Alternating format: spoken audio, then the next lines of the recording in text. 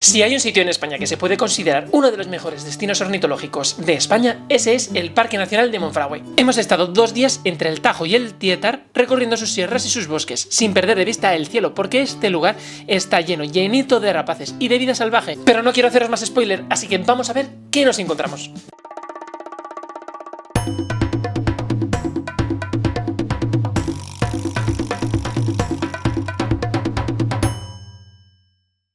Nada más llegar y solo con un vistazo ya sientes que estás en un lugar privilegiado. Los afloramientos cuarcíticos contrastan con las verdes laderas del parque y por si fuera poco, las nevadas de la semana pasada han dejado Gredos bien bonita. Desde los primeros miradores ya encontrábamos los primeros nidos de buitre leonado. Estas enormes rapaces están en pleno ciclo reproductor y en breve veremos pollitos en alguno de los nidos.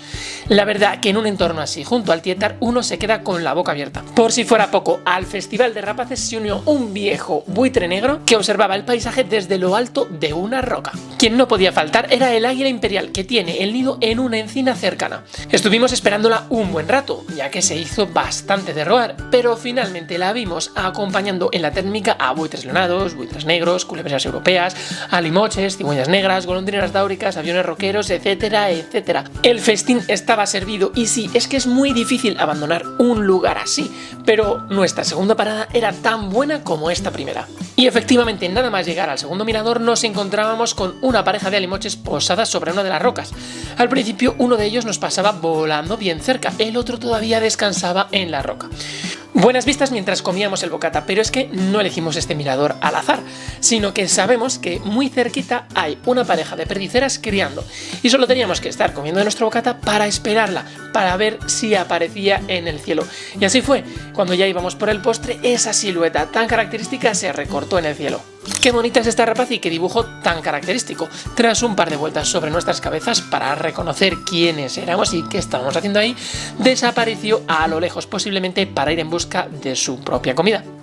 Después de un festín de aves como este y del estómago lleno, no podíamos perdonar un café en Villarreal de San Carlos, una pequeña pedanía en la que las golondrinas no tienen ninguna vergüenza. Las puedes ver revoloteando, construyendo su nido, cogiendo barro, incluso descansando en las casitas y los tejados y los cables de esta pedanía. Sin duda, un buen motivo para coger fuerzas y comenzar una ruta que se adentraría en el centro del parque, atravesando arroyos y subiendo por las laderas de Solana, donde se mueven multitud de nuevas especies con ganas de sumarlas en la lista. Con las temperaturas algo más agradables de la tarde, algunas especies salían de sus refugios para tomar unos rayitos de sol. El ejemplo, esta olmera o mariposa de los olmos. Fíjate en ese lunar negro, perfecto para diferenciarlo de la ortiguera, con quien puede confundirse. Esta y otras especies salían a entrar en calor. Los buitres negros que crían por la zona rondan los posaderos cercanos al camino antes de entrar al nido en las últimas horas de la tarde. El revuelo de buitres leonados es espectacular. El recorrido fue muy agradable y sumamos un montón de especies nuevas a un listado que ya de por sí era bastante grande.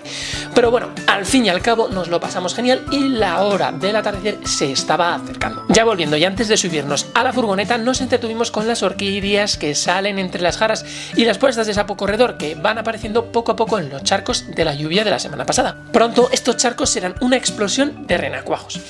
El ocaso en el Parque Nacional de Monfragüe también es un momento muy interesante, porque muchos animales salen de sus escondites para alimentarse por la noche.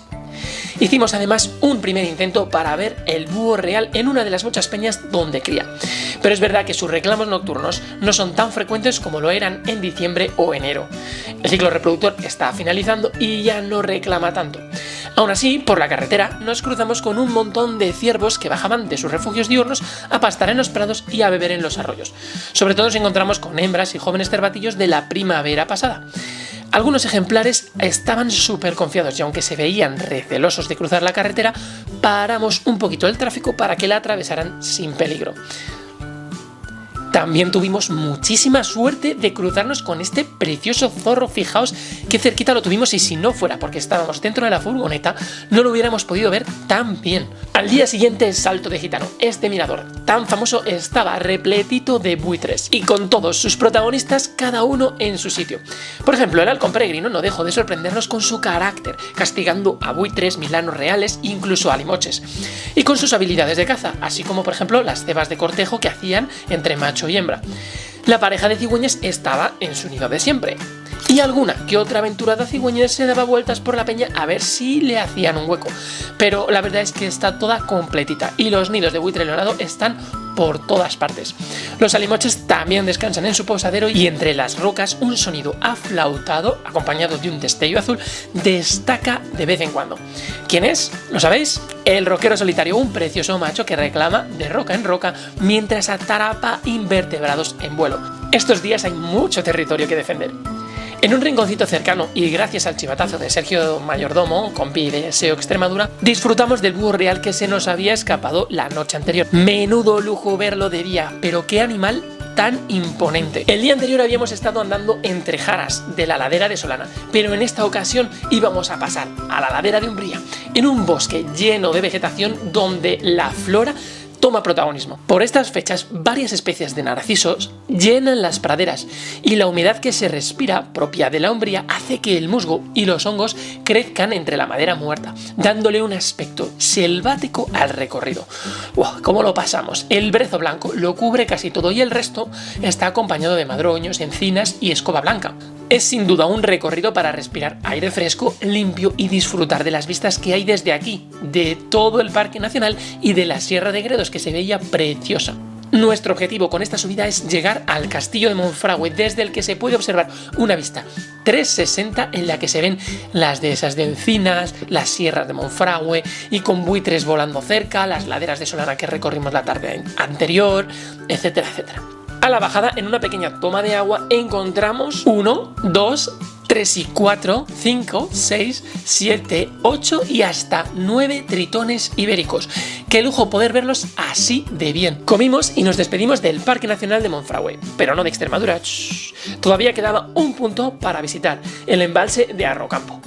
Un lugar fantástico con un primillar donde haríamos nuestra primera parada.